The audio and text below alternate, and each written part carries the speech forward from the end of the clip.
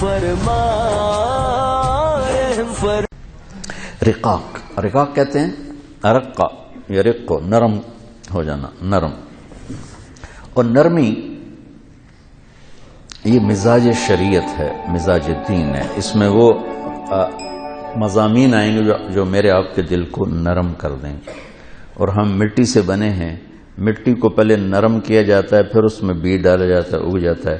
سخت مٹی میں بیج ڈالو تو نہیں اگے گا. دل کو نرم کرنے والی احادیث اور کلام، اور دل کی نرمی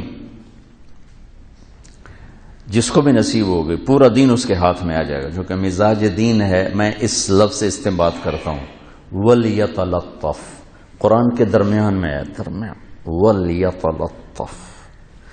آدھا قرآن ادھر ہے، آدھا ادھر ہے، بیچ میں یہ لفظ آیا. یہ ہے ترازو کے کانٹے کی طرح. کانٹا سیدھا ہو تو تول ٹھیک ہوتا ہے، کانٹا ادھر ہو یا ادھر ہو تو تول غلط ہو جاتا ہے. تو یہ لفظ بیچ قرآن میں آ کر ترازو کے کانٹے کی طرح ہمیں بتا رہا ہے کہ جو مزاج دین ہے، جو مرکز دین ہے، کانٹے کی طرح وہ نرمی ہے، نرمی.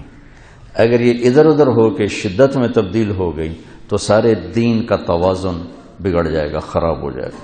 اس لیے یہ وَلْيَتَلَطَّفْ باب تفاعل ہے، تفاعل، انتہا درجے کی نرمی، انتہا درجے کی نرمی جو پورے دین کو تمہارے دل میں اگا دے گی. اس میں اگر آپ اور میں شدت کی طرف جائیں گے تو کچھ بیج اگیں گے، کچھ نہیں ہوگی. تو اللہ مجھے بھی آپ کو نرمی مزاج نصیب فرمائے. شدت اللہ کو ناپسند. میرے نبی کا فرمان ہے، اگر نرمی کی کوئی شکل ہوتی تو دنیا کی سب سے خوبصورت شکل ہوتی. سختی کی کوئی شکل ہوتی تو دنیا کی سب سے بدصورت شکل ہوتی. لو کان الرفق خلقا لما رأى الناس خلقا احسن منه ولو کان العنف خلقا لما رأى الناس خلقا اقبح منه. بدترین شکل سختی، خوبصورت ترین شکل نرمی. تو اللہ سے مانگا کرو.